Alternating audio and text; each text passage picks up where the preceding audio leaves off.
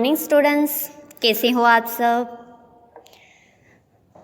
Lesson number 5 दोहे। आगे के वीडियो में हमने कबीर जो के दोहे के बारे में जाना। दोहे हमने पठन किया, अर्थ भी समझा। आज हम रहीम जी के दिए गए जो 3 दोहे हैं इसका अर्थ भी समझेंगे। टेक्स्ट बुक में पेज नंबर 28 पर पहला दोहा है जो रहीमन वे नर मर चुके जे कहूँ मांगन जाही, उनते पहिले वे मुए जिन मुख निकसत नाही। तो पहले दोहे का शब्दार्थ हम जान लेते हैं। रहीमन वे नर, रहीम जी कहते हैं कि वे नर, नर यानी कि मनुष्य, मर चुके जे यानी कि जो, कहूँ यानी कि कहीं, मांगन यानी कि मांगने के लिए, जाही यानी कि जाते हैं। तो रहीम जी कहते हैं कि वे मनुष्य मरे हुए हैं जो कहीं दूसरों के पास मांगने जाते हैं, परंतु उनते पहले वे मुए। उनते यानी कि उनसे, पहले यानी कि पहले, वे मुए, मुए यानी कि मर गए, उनसे पहले वे लोग मर चुके हैं जिन मुख, जिन यानी कि जिनके मुख, मुंह यानी कि मुंह से, निकसत यानी कि निकलता है, नाही यानी कि नहीं, कि जिनके मुख से यानी कि मांगने वालों को देने से इनकार करते हैं। तो इस दोहे में रहीम जी कहते हैं कि मनुष्य, वे मनुष्य मरे हुए हैं जो कहीं दूसरों के पास मांगने जाते हैं, परंतु उनसे पहले वो लोग मर चुके हैं जो मांगने वालों को देने से इनकार करते हैं।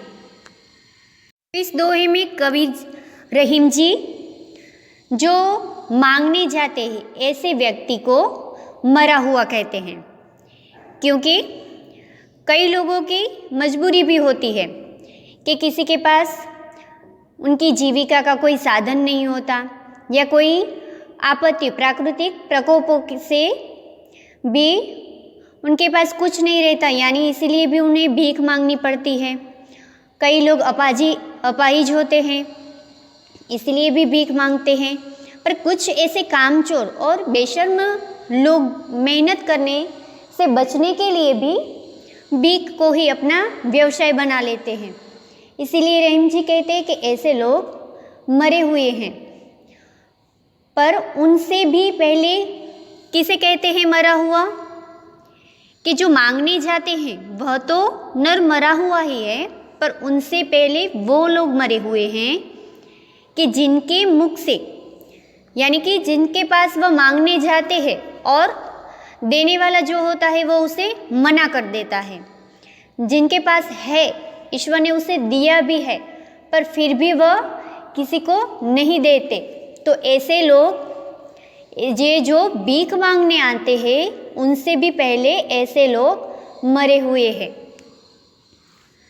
आगे दूसरे दोहे में रहीम जी कहते हैं, जो रहीम उत्तम प्रकृति का करी सकत कुसंग, चंदन विष व्यापत नहीं लिपटे रहत भुजंग। तो इस दोहे के शब्दार्थ हम देख लेते हैं। जो रहीम उत्तम, उत्तम यानी कि श्रेष्ठ, अच्छा, प्रकृति यानी कि स्वभाव, का यानी कि क्या, करी सकत यानी कि क्या कर सकते हैं, कुसंग यानी कि बुरी संगति, चंदन विष व्यापत नहीं, विष यानी कि जहर, व्यापत यानी कि फैलता है, लिपटे रहत भुजंग, भुजंग यानी कि सांप, तो इस दोहे का अर्थ है कि रहीम जी कहते हैं कि उत्तम स्वभाव के व्यक्ति पर बुरे लोगों की संगति का बुरा असर नहीं पड़ता। चंदन के वृक्ष पर सांप लिपटे रहते हैं, फिर भी चंदन में सांपों का विष नहीं फैलता।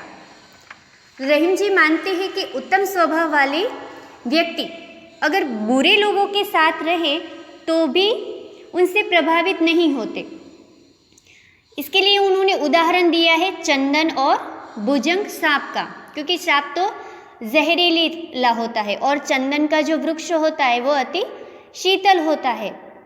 तो चंदन के पेड़ पर सांप लिपटे रहते हैं, परंतु चंदन में उन सांपों का विष व्याप्त यानी कि जहर नहीं फैलता, और सांपों के साथ रहकर भी चंदन उनके विष से अछूता ही रहता है, क्योंकि चंदन में वो सांपों से प्रभावित नहीं होते, उनमें वह जहर नहीं आता, भले ही उनके पेड़ पर वह सांप लिपटे हो।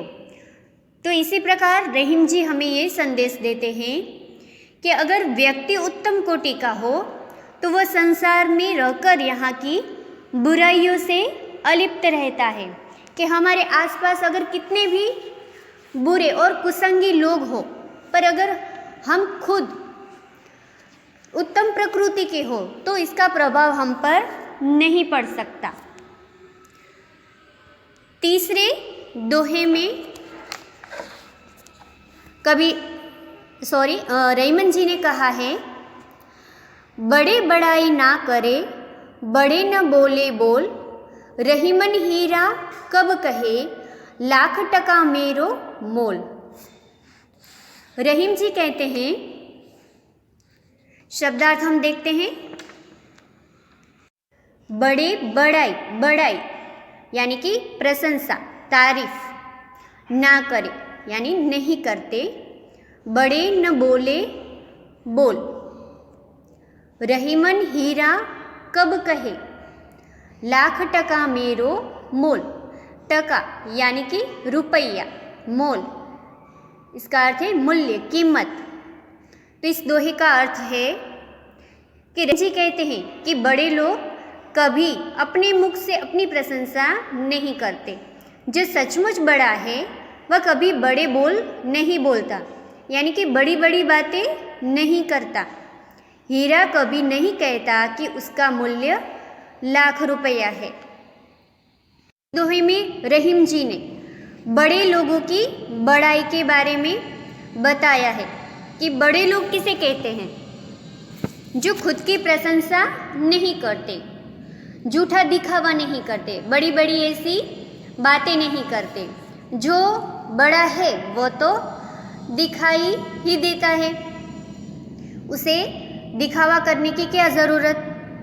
इसके लिए उदाहरण भी दिया है कि हीरा वह कितना कीमती होता है, वो खुद तो नहीं कहता कि मेरी कीमत लाखों की है, सब जानते ही है कि हीरा सबसे अनमोल है, सबसे कीमती है।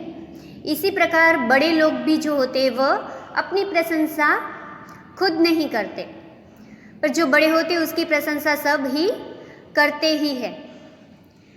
तो इस प्रकार हमने रहीम जी के ये जो दोहे हैं इसमें से हमने ये जाना कि कभी भी किसी के पास मांगना नहीं चाहिए, कि जो मांगने जाता है वह नर तो मरा ही कहलाता है। पर उनसे भी पहले ऐसे व्यक्ति मरे हुए हैं जो देने से इनकार कर देते हैं। दूसरे दोहे में हमने देखा कि कैसे भी कुसंग व्यक्ति के साथ में रहने पर भी अगर हमारी प्रकृति हम उत्तम स्वभाव के हैं तो इसका बुरा असर हम पर नहीं पड़ सकता। इसके लिए चंदन और भुजंग सांप का उदाहरण भी यहाँ पे दिया गया है। तीसरे दोहे में हमने देखा कि बड़े लोग अपने मुख से खुद की प्रशंसा नहीं करते, वो खुद का दिखावा नहीं करते, झूठा दिखावा नहीं करते। इसके लिए हीरे का उदाहरण भी दिया है कि हीरा कीमती होता है, उसकी कीमत लाखों में होती है, पर वह खुद अपने मुख से नहीं कहता कि मेरी कीमत लाखों की है। तो आगे तुलसीदास जी के जो दोहे हैं वो हम नेक्स्ट वीडियो में देखेंगे।